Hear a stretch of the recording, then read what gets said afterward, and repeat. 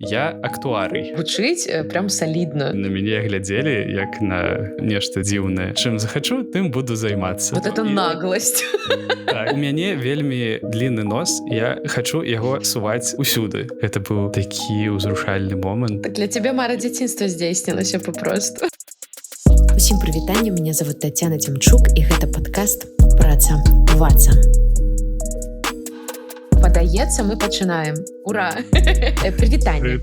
Твой першы раз у Рыверсайдзе, мой першы раз на беларускай. Так, шановнае спадарства, думаю, мы з гэтага пачнём. У нас тут з Антонам першы раз, менавіта у мяне ў новай праграме, і калі ласка, напішыце, як вам новы гук. Я спадзяюся, што ён стане лепей. І Антон, прывітанне. Прывітанне, рады быць тут. Ведаеш, раскажы, хто ты зараз, дзе ты зараз?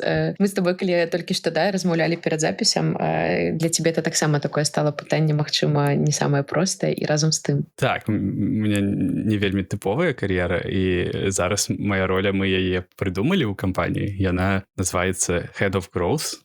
І гэта значыць, што я кірую маркетынгам, але я ніколі не быў маркетолагам у сваім жыцці і трошкі прадуктам у невялічкім тэхналагічным стартапе Fiverr з беларускімі каранямі. Калі ты сказал Head of Growth, я такая, тут ты дырэктар па росту, гучыць прям салідна. Тыпу, што ты адпавядаеш за рост прадукта, ці што ты робіш? Так, але мы сёння з табой размаўляем, і у нас у кампаніі нет ніводнага чалавека з ролю маркетинг дзесьці ў назве. Як семіо, тыпу? Нетыпічны рост.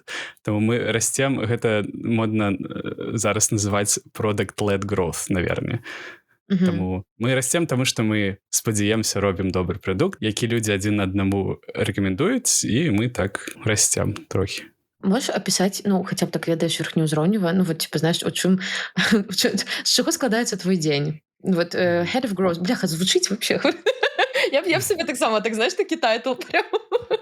І гэта складанае пытанне, таму што дзень на дзень не прыходзіцца, і апошнім часам больш за ўсё я што раблю? Я нанімаю чалавека ў каманду. Вось учора новы чалавек прыняў офер, таму гэтая частка працы скончваецца і пачынаюцца якія-небудзь іншыя. Што я раблю? Я праектую якія-небудзь фічы, функцыянальнасць прадукту, якая дапамагае людзям разабрацца ў ім і штосьці карыснае зрабіць. Гэта на мікраўзроўні. На макраўзроўні пазіцыяніраванне выдумываю, для каго мы цалкам робім прадукт. І у нас гэта гікі, якія кіруюць кампаніямі. Таксама нетыповае. Вось, і як мы гэту гісторыю падаем, як выглядае наша галоўная старонка ў інтэрнэце, які у нас tone of voice, як мы размаўляем з гэтымі яшчэ не нашымі кліентамі. Вось, а ў камандзе хто? І у мяне customer success, тыя, хто працуе з кліентамі. Гэта вось чалавек, які толькі прыйдзе, гэта мы яго называем educator, хтосьці, хто будзе растлумачваць, як прадуктам карыстацца. Гэта распрацоўшчыкі. Вось, я спадзяюся, нікога не забыў. То зараз будуць слухаць, скажаш, а я, как же я? А ты сказаў про тое, што гікі на начале кампаніі, ты маеш на ўвазе, што люди з тэхнічным бэкграундам, которые сталі бізнесам больш.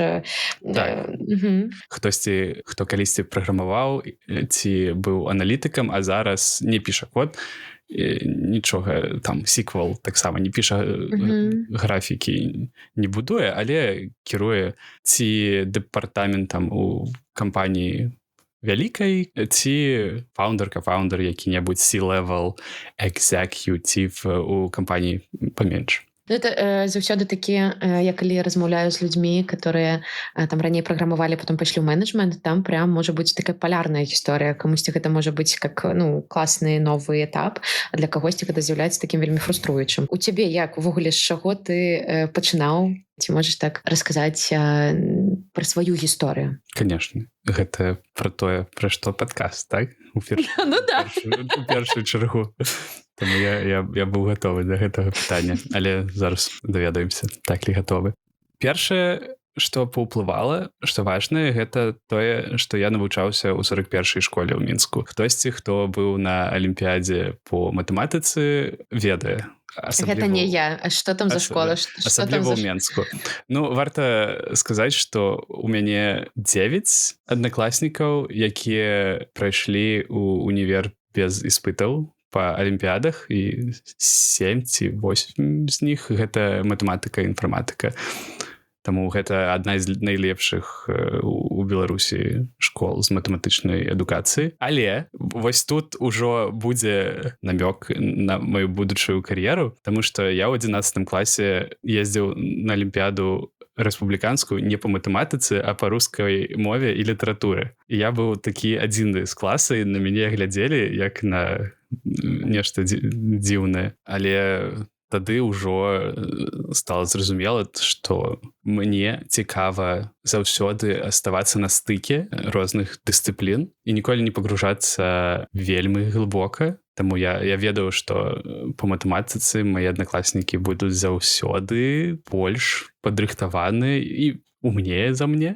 Таму мая ніша — гэта знайсці штосьці на стыке. І вось тады я стаў упершыню задумвацца, якія ёсць такія... А гэта ў якім класе ты пачаў задумвацца? Вот эта ідэя прыйшла табе ў галаву? Намёкі былі раней, таму што ў 9 класе я хадзіў на алімпіяду по гісторыі, у 10 па ангельскаму, штосьці такое. Матэматыка заўсёды была ў маім жыцці, але я панімаў, што я не магу супрацьстаяць сваім жа аднакласнікам. Таму што наша школьная алімпіяда была больш канкурэнтнай за і раённую, і гарадскую тыпова. І я ведаў, што паехаць на рэспубліку у мяне няма шансаў, і трэба знайсці сябе. Я правильно разумею, што ты фактычна аналізаваў, ну, можа, не свядома, але, ну, такі так, што мы тут маем, да?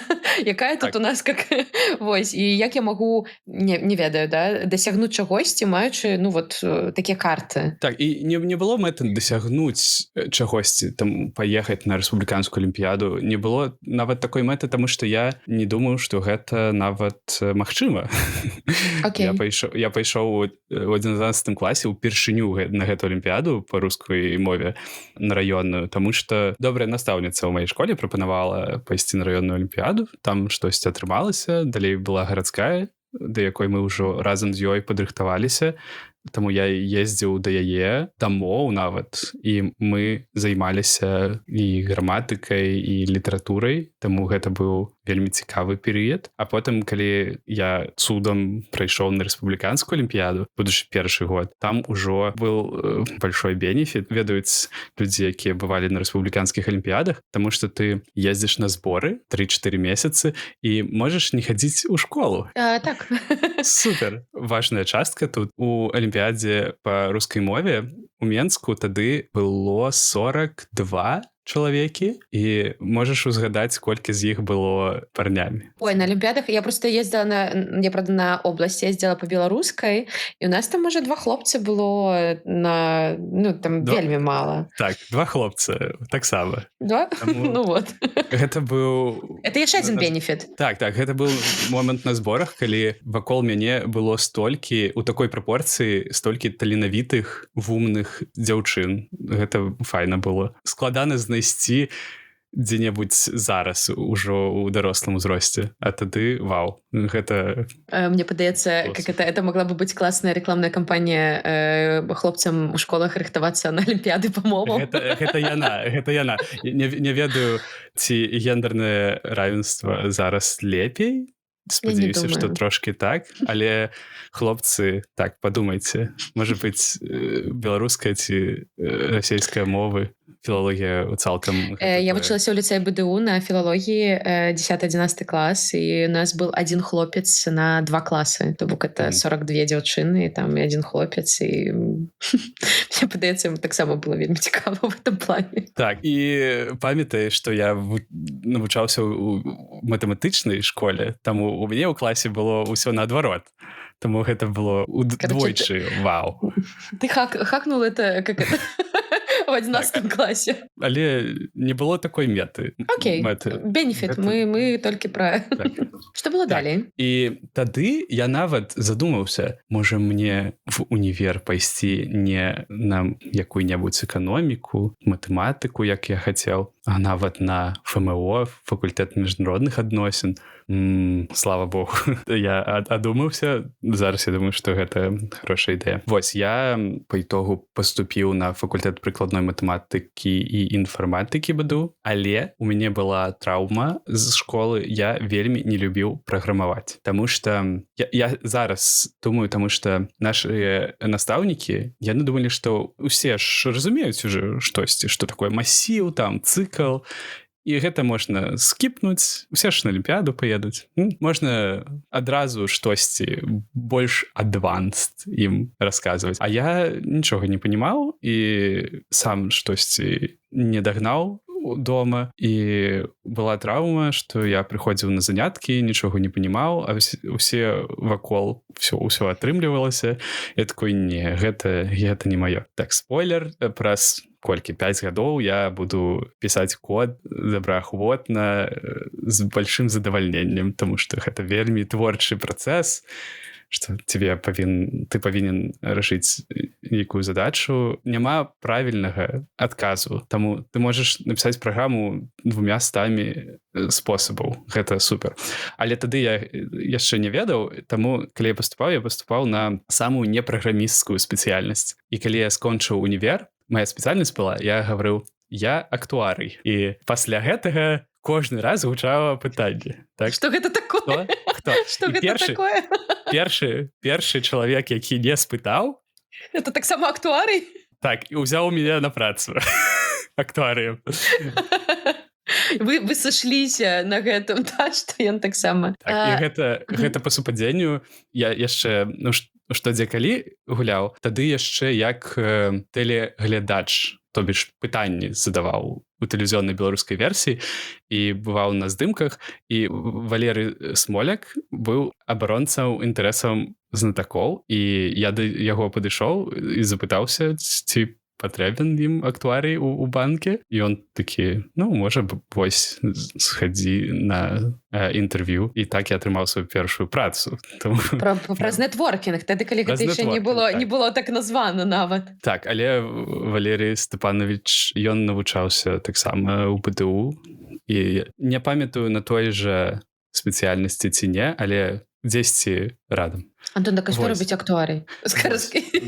Спойлер, нас 15 па ўсёй краіне было, гэта толькі у БДУ была такая спецыяльнасць, раз на год маленькая групка выпускалася. І што актуарый робіць? Актуарый — гэта матэматык у фінансах і страхаванні. І две класічныя задачы. Першая, якой я не займаўся і не ведаю, ці ў Беларусі нават ёсць такое, ці не, гэта калі ты прыходзіш у страхавую і гаварыш, я хачу застрахаваць сваё жыццё. І ты адказваеш на нейкія пытанні, даеш нейкія дадзеныя пра сваё здароўе, і далей нейкі чалавек, вось гэты актуарый, прагназуе, з якой верагоднасцю у наступны год ты памрэш. Слухай, цікава.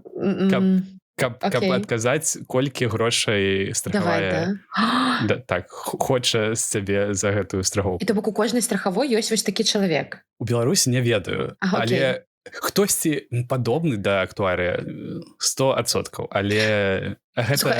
Такое вельмі дурное пытанне можа быць, але это, падстава, што это тэорыя верагоднасці, ці што это, Статыстыка, тэорыя верагоднасці... Окей, у тэорыі. Што мы навучалі? Чаму мы вучыліся? 5 год, 3 года матэматыка, інфарматыка, праграмаванне, распрацоўка. Апошнія 2 гады, так, гэта было 5 год у мои дрэўнія часы. Апошнія 2 гады фінансавая матэматыка, банкаўская матэматыка, тэорыя верагоднасці, статыстыка. У рэальнасці гэта аналіз дадзеных на 80%. Але гэтаму нас амаль што не вучылі. То бок фактычна вучылі спецыяльнасці, которые, можа быць, і нідзе і нема, да? Так, я слухаў, што зараз на ФПМе робяць спецыяльнасць аналіз дадзеных, што значна лепей і значна больш патрабавана на рынке працы. Вось, другая класічная задача актуарія — гэта хтосьці прыходзі ў банк і гаворыць: я хочу крэдыт узяць. І таксама адказвае на пытанне, і хтосьці з таго канца, працуючы ў банке, павінен адказаць на пытанне, з якой верагоднасцю гэты чалавек крэдыт паверне. Так. І я быў аднім з тых людзей. І ты працаваў у банку вот этим чалавекам, ці як это было? Так, делать аналіз дадзеных і строіць мадэлі, якія адказваюць на пытанне вось з якой верагоднасцю. І там шмат чаго яшчэ, рэзервы, калі хтосьці не выплачвае крэдыт, яму тэлефануюць, вось там аналіз гэтых дадзеных таксама. З часам я зразумеў, што аналіз дадзеных і менавіта візуалізацыя гэтых дадзеных, калі у цябе ёсць таблічка з лічбамі, ніхто не разумее, што за імі, але ты знаходзіш спосаб намаляваць картынку, якая распавядзе гісторыю і паможа прыняць якое-небудзь рашэнне. Вось я гэтым займаўся. І колькі ты працаваў ператвараў лічбы. Актуарыем, няхай будзе, у банку атрымліваецца. Ага, тут cool story ёсць яшчэ пра што дзе-калі. Таму што моя праца не называлася актуарый, ніхто не ведае, хто гэта такі. Яна называлася аналітык, і гэта для мяне быў вельмі важны момант, таму што я ў дзяцінстве глядзеў што дзе-калі, яшчэ расейская, і там кагосьці, я ўжо не памятаю, кагосьці з гульцоў, калі яны садзіліся за стол гуляць, іх прадстаўлялі аналітык, хтосьці. І я тады такой: аналітык? Хтосьці, хто атрымоўвае грошы за тое, што ён думае, таму што ён вумны? Вау, я хочу такую працу. Вось, і гэта для мяне было чак. Так для цябе мара дзяцінства здзейснілася папросту. Так, і потым я пачаў гуляць што дзе-калі і ў Менску, і ў Маскве, і для мяне было вельмі... І цябе таксама называлі аналітык? Аналітык Антон Іокаў, так.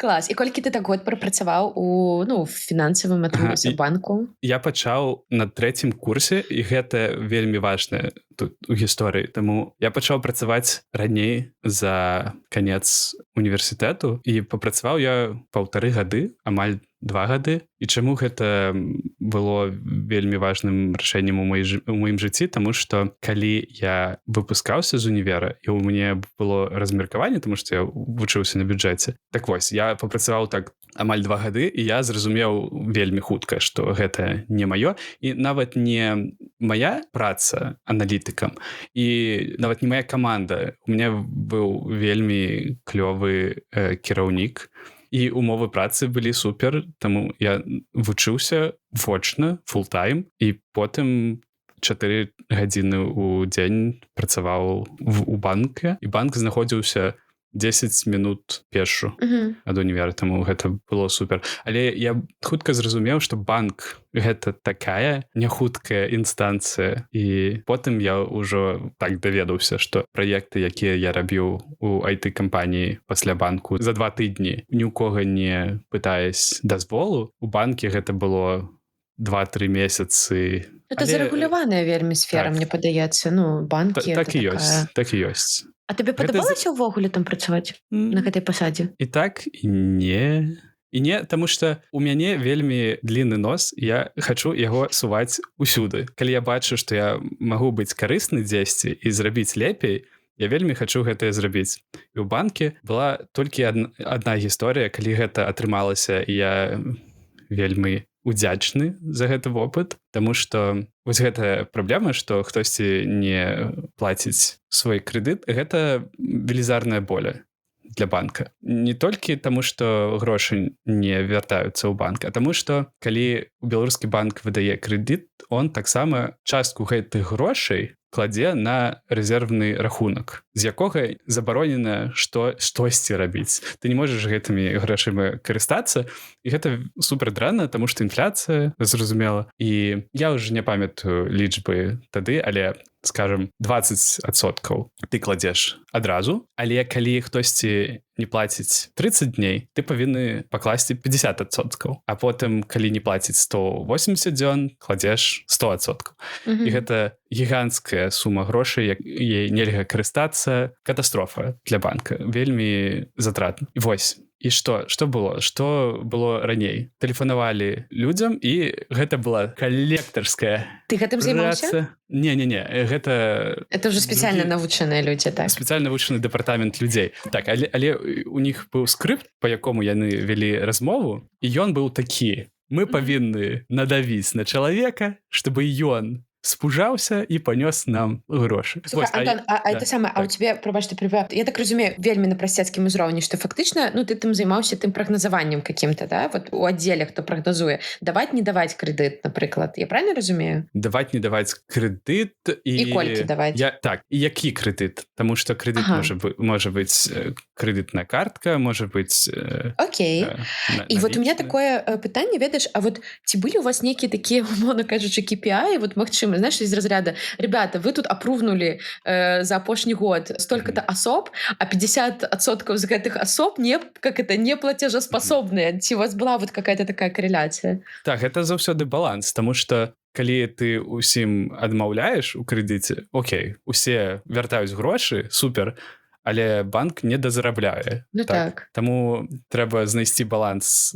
А ці адчуваў ты такую некую адказнасць? Прям знаешь, што вот там у чалавека можа там лёс вырашаецца, ведаеш, ад этого крэдыта? Ты ведаеш, не. Думаю, таму што я ніколі не быў побач з гэтым. У тебя это абезлічанае, да, всё такое паперы? Так. І я сам ніколі не браў крэдыт. І у маёй сям'і таксама ніхто не браў крэдыт.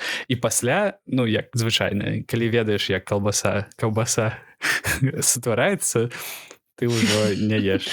Не дай боже, да? Ёсць сцэнарый, калі крэдыт цалкам апраўданы, але у мяне ў жыцці такога яшчэ не было. Вось, вяртаясь к гісторыі з скрыптом. Я тады чытаў кнігу по біхевіарыяльнай эканоміцы. Тады было вельмі модна. Річард Тейлер атрымаў Нобелевскую прэмію. Ён тады расказваў пра даследаванне, што не трэба. Там быў трошкі іншы кантэкст, але я з яго ўзяў што? Што, давайце мы будзем не пужаць людзей, а размаўляць з імі, як калі яны выпадкова не заплацілі гэтыя грошы, што зрабілі памылку, забыліся. І нашая мэта гэтай размовы — гэта каб яны візуалізавалі ў сабе ў галаве, як яны гэтыя грошы панясуць у банк. То бишь, напрыканцы размовы чалавек павінен быў адказаць нешта: так, у пятніцу пайду да гэтага аддзялення банка і налічкай занясу вось столькі грошай. Таму што калі ты візуалізуеш нейкую будучыню, больш шанс, што яна здарыцца. Гэта была тэорыя. Вось, і мы зрабілі A/B-тэст, як зараз. Ты прадаў гэтую ідэю ў банк? Я прадаў. Гэта цуд. Я не ведаю, як. Не, это по сутности очень бихевиористская, сапраўды такая идея, И как ты в эту зарегуляваную структуру продал идею такую, скрипт поменять? Я нават не памятаю як. Але гэта быў самы велізарны навуковы эксперымент у маім жыцці дагэтуль. Гэта былі тысячы людзей, на якіх паўплывала гэта. Калі супрацоўнік банка тэлефанаваў камусьці, у яго перад вачыма быў адзін з двух скрыптоў. Ці стары гэты: мы прыедзем біць вам твар. Ці моя версія, новы скрипт. Кнут і пернік, короче, такой. Так. І атрымалася, што са статыстычна значнай розніцай добры скрипт выйграў. І не ведаю, ці дагэтуль ён у банке працуе, але тады змянілася стратегія. Тебе прэмію далі? Не, якая прэмія? Ну, в сэнсе. У них там статыстыка павырасла. Так. Я не ведаю, колькі грошай тады мы банку выйгралі, але ніякія грошы мне не дасталіся тады. І гэта нават не банка праблема, гэта большасць крупных бізнесаў, энтэрпрайз-кампаній. Ёсць такая штука, эксплуатацыя і ініцыятыва, якая не вельмі ўзнагароджваецца. Так, таму спойлер. Моя першая кампанія была 1000 людзей, потым сотні. А што за кампанія, ці ты не хочаш называць? Магу. Першы банк — гэта МТ-банк. Это был МТ-банк? А это до халвы ці пасля халвы? У час. Тады гэта быў прыватны банк, таму ён хацеў зарабатваць грошы, і былі інавацыі нейкія, вось як халва. А яшчэ гэта быў банк, які не дачка якога-небудзь крупнага вялікага банка расійскага ці аўстрыйскага, і таму рашэнні мы самі рабілі у Мінску, не ў Маскве ці Вене. Гэта была значна лепш менавіта для адукацыі на працы, таму што я бачыў, як гэтыя рашэнні прымаюцца. І ты сказаў, што спачатку это быў такі, а потым, калі так, што было потым, якія гэта былі кампаніі? Вось, банк 1000 людзей, потым IT-кампанія прадуктовая Target Process, гэта сотня, можа, 120 чалавек. І потым, калі я далучаўся да Fiverr, майго стартапа сённяшняга, я быў 9-м. Што будзе далей? Супрацоўнікам. ІП. Так, далей толькі солапрэнёр, як зараз гавораць. У IT на якую пасаду ты перайшоў? Вось, распавяду трохі дэтальней тут, таму што гэта быў, наверное, самы важны момант, вырашальны, таму што я малайчына, Антон з 2013 года малайчына, што ён пачаў працаваць рана, нягледзячы на тое, што не было эканамічных прычын так рабіць. Мяне падтрымлівала сям'я, я мог не працаваць да канца універсітэта, але я вырашыў, што я хачу паспрабаваць, папрацаваць у маёй спецыяльнасці, каб вырашыць, хачу я гэтым займацца ці не. Я вырашыў пасля года, што не. І я адкрыў у сябе інтарэс до візуалізацыі дадзеных. І калі я яшчэ ў МТ-банку працаваў, я атрымаў першую зарплату, і з першай зарплаты я купіў 4 кнігі Эдварда Тафці по візуалізацыі дадзеных з США,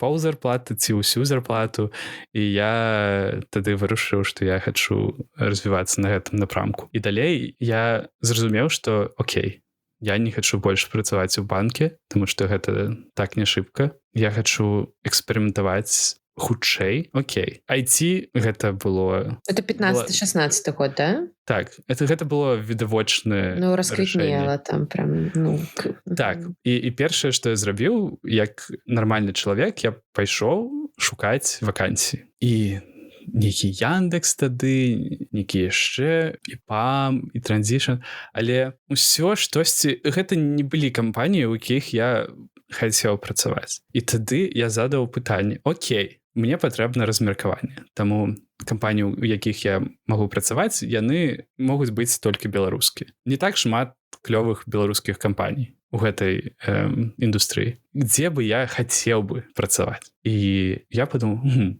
ёсць две: Target Process і InData Labs. Две кампаніі. Я напісаў халодны імейл у абедзве кампаніі, у якіх ні ў воднай не было адчыненай вакансіі на той момант. І там растрымаўчыў, вось чым я займаюся зараз, вось маё партфоліо, і нарабіў скриншотаў, пахеріў лічбы банку, таму што ўсё канфідэнцыяльна, але мне не трэба паказваць сапраўдныя лічбы, мне суть трэба паказаць, сутнасць трэба паказаць. Чым ты займаўся фактычна? Таму так, я нагенерыў фейкавых лічбаў, зрабіў скриншоты, таму няма сораму зараз у банка, у мяне перад банкам, што я штосьці канфідэнцыяльную інфу зліў. Вось, і я напісаў у гэты дзве кампаніі, што я хацеў бы у вас працаваць. Вось, і я не ведаю чаму, але яны абедзве паклікалі мяне на інтэрв'ю. Так, і Target Process гэта на той момант была мая кампанія мары, можна нават так сказаць. Вось, і я прыйшоў на інтэрв'ю, выйшаў, і я не паспеў дайсці да метро, і я атрымаў на почту офер ад них, і гэта быў такі ўзрушальны момант, што я нават памятаю, якая тады песня гучала ў навушніках. Molly's Chamber гурта Kings of Leon. Вось, я быў такі задаволены, я адразу... А на якую пазіцыю? Прыняў офер на аналітыка дадзеных у каманду, якой яшчэ не было на той момант. Окей, то бок пад цябе фактычна стварылі пазіцыю. Я потым ужо даведаўся, што яны думалі штосьці такое адчыніць, можа, праз тыдні, месяцы, але калі я напісаў, яны такія: окей, можам. Вось, і я быў потом на іншым канцы гэтай гісторыі пазней у сваёй кар'еры, то бок менеджерам нанімаючым. І гэта, вось, супер. Калі вы здольныя растлумачыць, як вы будзеце карысныя кампаніі, нават калі у яе нет сёння пазіцыі, гэта можа быць ваш білет. Я прям готова ўсімі рукамі падтрымліваць, таму што я з усіх бакоў, і калі в HR працавала, кампаніі, асабліва прадуктовыя кампаніі, ну, хаця тут насамрэч ўсё залежыць, кампаніі могуць ствараць і пазіцыі пад чалавека і знаходзіць рэсурсы, таму што, ну, фактычна, ну, гэта ж такая гісторыя, калі ты паказваеш вот то, што ты, Антон, кажаш, тое, чым я магу быць вам карысны, гэта прям, как это, што я хацела сказаць, што калі там адэкватныя менеджеры, которые умеюць неяк так прагназаваць і разумець, якая гэта можа быць каштоўнасць, то гэта можа быць такі прям перфект мэч. І ну вось зараз я месяц займаўся па 4 гадзіны на дзень толькі тым, што шукаў чалавека на пазіцыю, таму гэта вельмі складаны доўгі працэс поиска чалавека. І калі ты можаш яго шорткатнуць, хтосьці ўжо хоча працаваць у цябе і напісаў падрабязна, як ён можа быць ці яна можа быць карыснай. Ну супер, гэта укарачвае весь. І это эканоміць грошы. Ну фактычна ты гадзіну свайго часу там, да, колькі больш не вытрачаеш на пошук. Вось, і гэта інтэрв'ю у Target Process было 10 гадоў таму, і чалавек, які за мной тады праводзіў свою размову, Міша, зараз сёння мой босс. Ужо ў стартапе? Так, ён заснавальнік Target Process, а зараз ён заснавальнік Fiverr.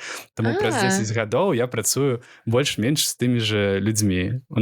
Fiverr адкалоўся ад Target Process 6 гадоў таму. Так, я тады знайшоў працу, на якой я па большасці ў кампаніі, з людзьмі я працую і сёння, але я прыходзіў як аналітык дадзеных, потым я быў продактам, Head of Product, потым я зразумеў, што Head of Product у той кампаніі, якая Target Process была тады, гэта праца. Мы можам дэтальней пагаварыць, але колькі? 8 месяцаў, мабыць, я папрацаваў на гэтай ролі, і гэта быў перыяд найгоршы, можа быць, працоўны перыяд у маім жыцці і ў жыцці кампаніі нават. І потым, калі я сыходзіў займацца сваімі сайт-праектамі, але Міша прапанаваў далучыцца да Fiverr, і у мяне тады ўжо была адзіная ўмова, што у мяне будзе белая візітоўка, ніякай ролі не будзе. Чым захачу, тым буду займацца.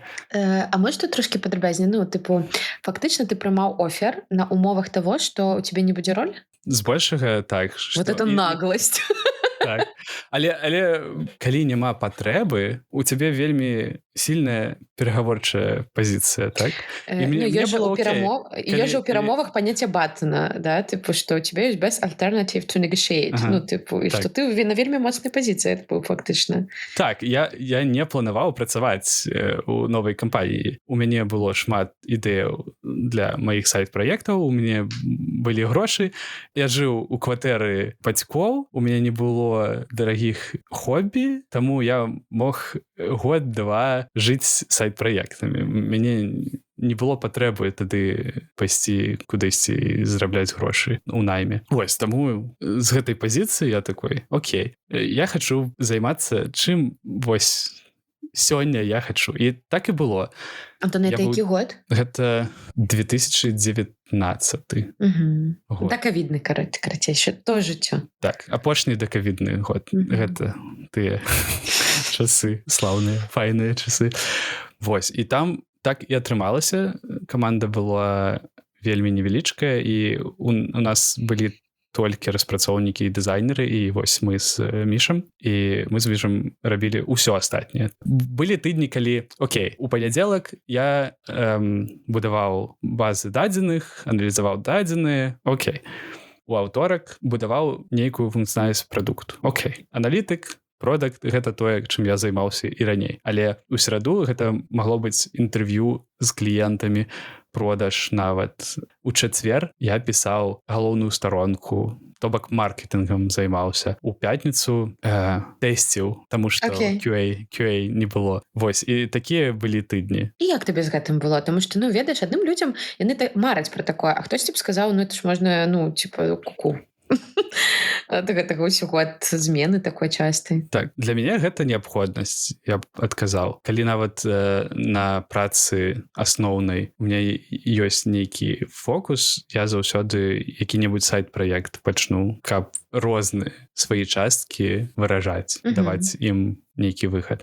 І зараз нас ужо 30 чалавек, таму ёсць людзі, якія робяць ўсё гэта лепей за мне, і таму зараз пішу, калісьці праграмую, але не прадакшн-код, але галоўны бенефіт гэтага ўсяго, што я магу з любым чалавекам у кампаніі размаўляць на ягонай мове, таму што я ўсё гэта калісьці рабіў, калі не ў Target Process і Fiverr, так у сваіх невялічкіх праектах. Вось. І гэта робіць складанне адказ на пытанне, чым ты займаешься, таму што чым толькі не займаюся, і ў чым ты крут. Я дрэнны распрацоўшчык, я так сабе дызайнер. Слухай, ну ты, похоже, менеджер ўжо, ці не? Так, але гэта не таксама не сильная моя частка, я б адказаў.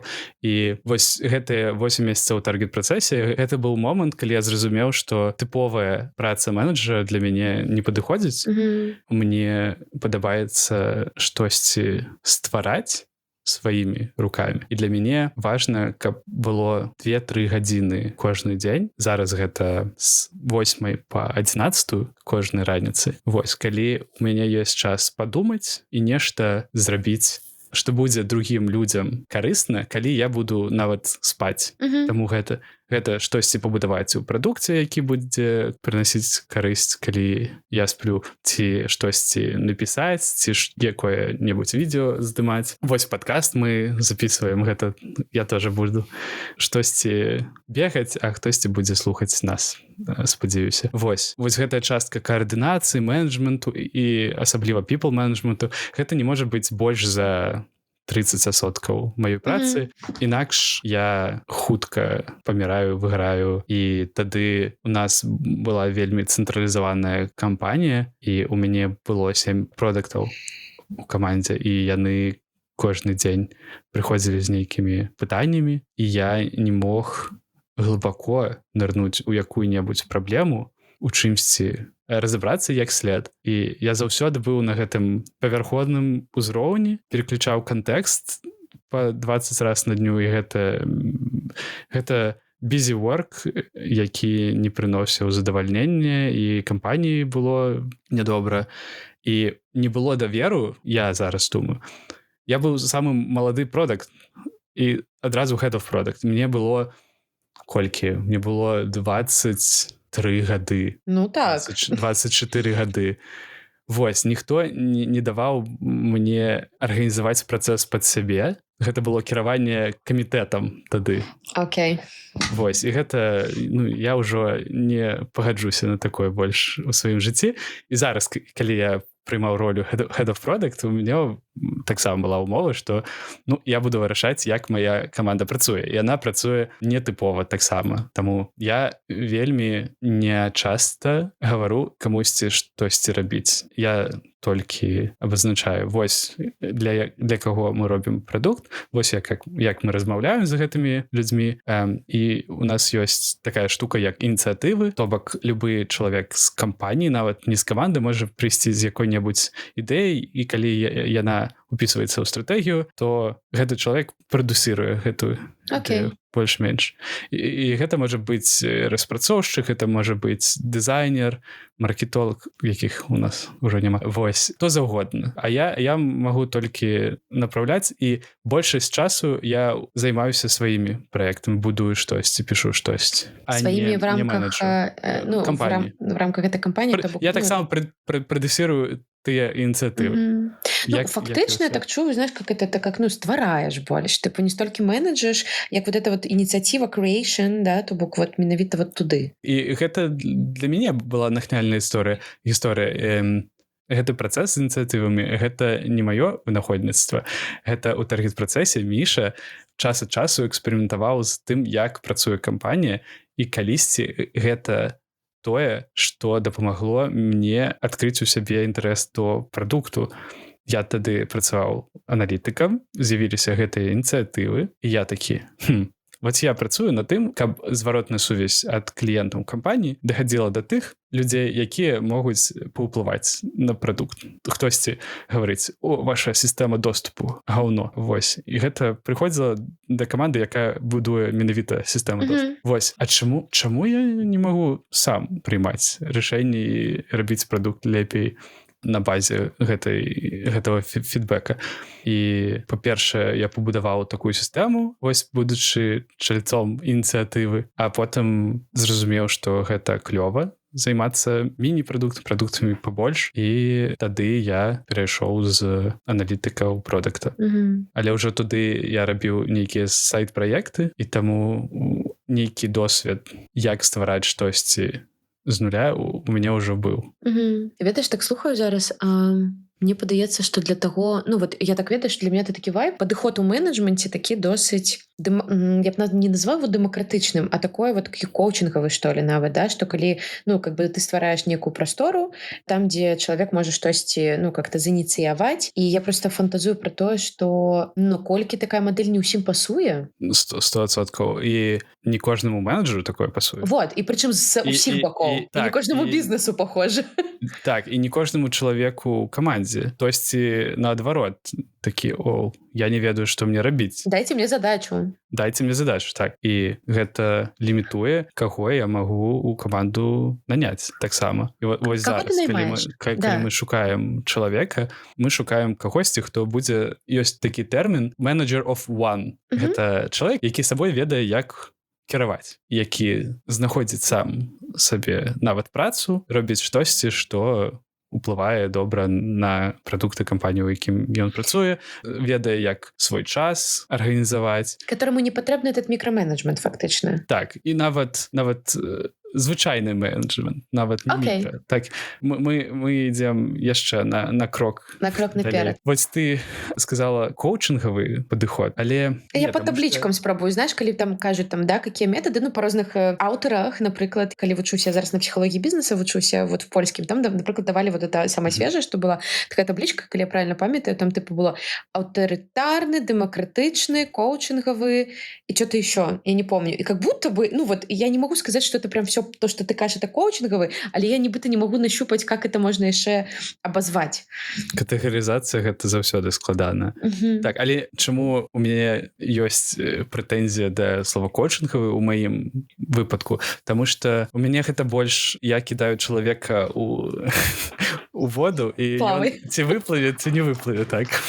Да мяне трэба прыходзіць з праблемамі. Я рэдка буду сам заўважаць, што штосьці не так і дапамагаць. Я у гэтым сэнсе не лепшы менеджер. Ведаеш, і з іншага боку, я багата, ну, неяк так у маім асяроддзі, і мне падаецца, я сама такая, я, напрыклад, ну, мне вельмі падыходзіць такі менеджмент. Але я, калі вот кар'ерная кансультантка больш так працавала, я часта сустракала людзей такіх, з табой пра гэта не казалі, але мы казалі да запісу пра мультипотенциальных людей, да, типу, которые такие инициативные, у которых такі лидершип вельмі моцны, да, і яны прыходзілі, калі, ну, там працу шукаць, казалі, што, бляха, ну, я не хочу в найм, тому что там будзе вось гэты мікраменеджмент, ліміты, і у той же час я не хочу рабіць свой бізнес, ну, тому что, ну, как бы, я вот хочу вот в такую команду, і калі ты мне зараз описываешь то, як працуеш ты, мне падаецца, вот, якую команду.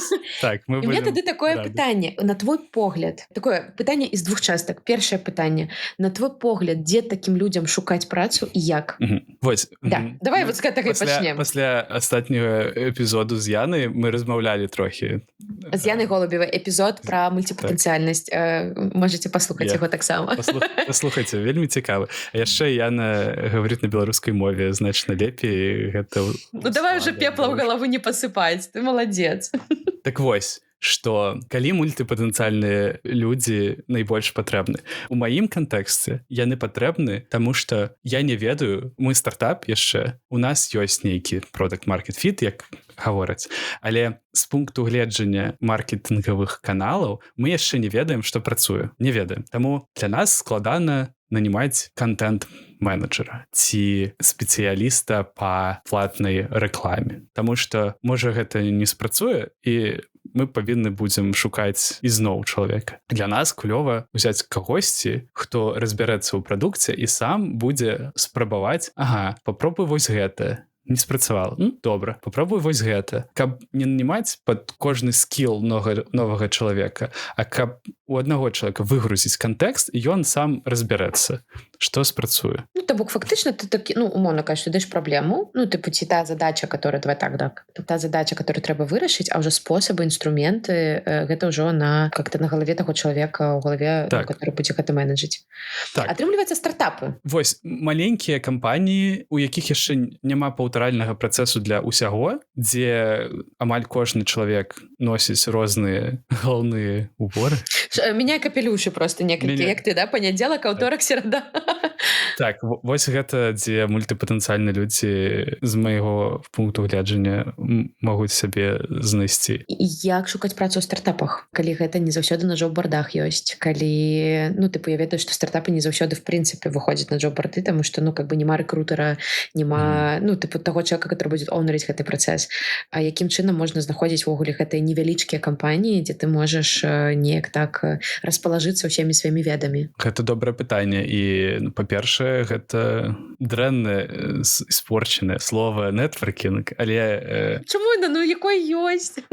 Так, нешта рабіць з другімі людзьмі, каб яны ведалі цябе за тое, за што ты хацеў бы, каб цябе ведалі. Асабісты бренд? Это яшчэ одно слова.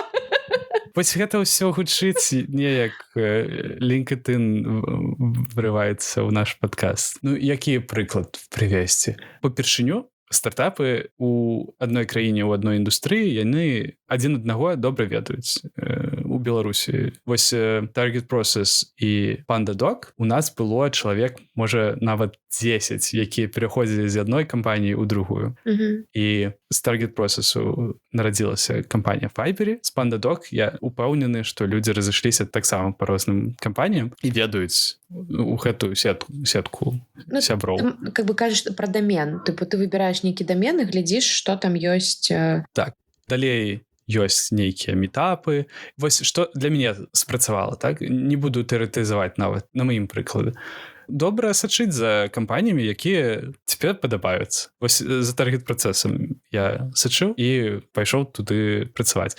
Зараз у мяне таксама ёсць кампаніі, якія мяне натхняюць. І гэта таксама маленькія кампаніі, якія не хайряць кожны год нават, такія як Doist, Button-Down. Вось, і сачыце за фаўндарамі ў соцсетках, і так вакансіі таксама адчыняюцца нефармальна. Але тое, што я хацеў сказаць яшчэ ў сярэдзіне нашай размовы, што не чакайце, калі вы ведаеце, дзе вы хацеце працаваць, не чакайце ліст з Гогвартсу. Напішыце яго самі.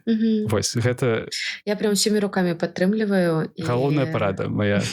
Таму што сапраўды гэта гісторыя пра тое, што пачынаць з таго, што хочаш ты. Усё ж такі, нішто што прапановвае рынак, это прекрасна. Але ёсць яшчэ гісторыя, як можна шукаць з іншага боку. Што хачу я, што мне цікава, ідзе тое перакрыжаванне маіх скілоў, маіх цікавасцяў. Таму што, мне падаецца, зараз бізнесы настолькі перакрыжаваныя ёсць, я не ведаю, там, калі на стыке штосьці такое, і калі шукаюць, я помню, я перыядычна прям паражаюсь вакансій, там, каго шукаюць, там шукаюць, напрыклад, чалавека, у каго ёсць там PhD, не ведаю, в біялогіі і тэсціроўшчыка. Вот просто таму, што трэба вельмі розныя скілы, ніколі не ведаеш, што табе пригодится по жизни з гэтым всім. Усё так. І галоўнае пытанне, на якое трэба адказаць, вось, што я хачу рабіць. І якія у мяне ўмовы. Напрыклад, для мяне таксама важны такія рэчы, як я хачу працаваць над прадуктам, у якога празрыстая бізнес-мадэль, так, што я не падсаджваю людзей на якую-небудзь новую соцсетку, так. Інтарэсы маёй кампаніі, інтарэсы кліентаў, яны aligned. І вось хтосьці яшчэ ведае нейкую індустрыю, нейкі домен, які яму цікавы. У мяне, калі я быў в школе, ў універсітэце, я не мог падумаць о такім. Але зараз я панимаю, што вось інструменты для сумеснай працы гэта вельмі цікавая ніша, і я тут ужо 10 гадоў, і працы пры канцы жыцця, можа быць, калі я буду зацікаўлены яшчэ. І я ведаю пра дамен зараз больш, чым пра кожную сваю ролю, акрамя, можа, продакту.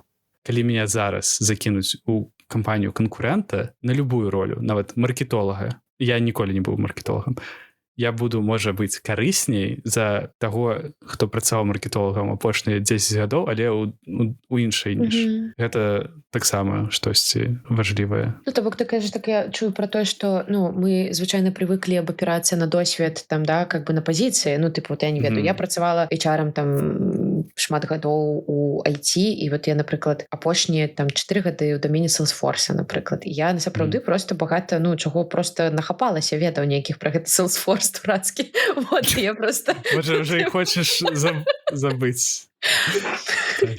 Ну, ладно, тут про это не будем, але... Про Salesforce ёсць... Так. Што про Salesforce ёсць? Самая праклятая вакансія ў маім жыцці.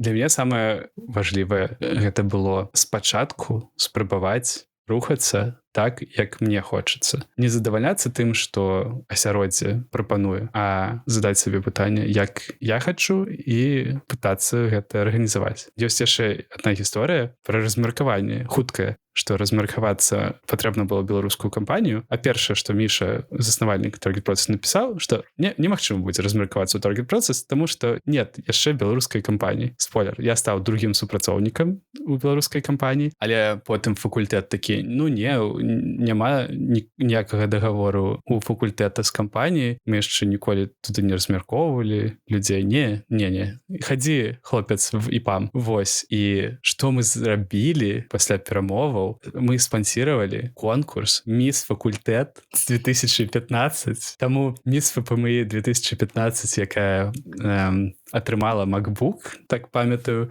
ці iPhone. Гэта была плата за твоё размеркаванне?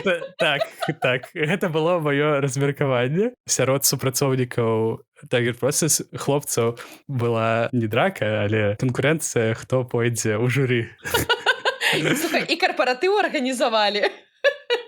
Тимбилд, или как это, и КСО, і цябе размеркавалі. Так, і гэта тое, што я сабе гавару нават сёння, калі бачыш дзверы, паспрабуй хаця б ручку падзёргаць. Таму што я таксама дагэтуль часта бачу, окей, дзверы, наверное, зачыненыя, не трэба пытацца. Вось, і вось гэтымі гісторыямі з мінулага я сабе напамінаю, што вось, глядзі, ты так рабіў, і твоё жыццё станавілася лепей. Дёргай ручкі. Дзякую.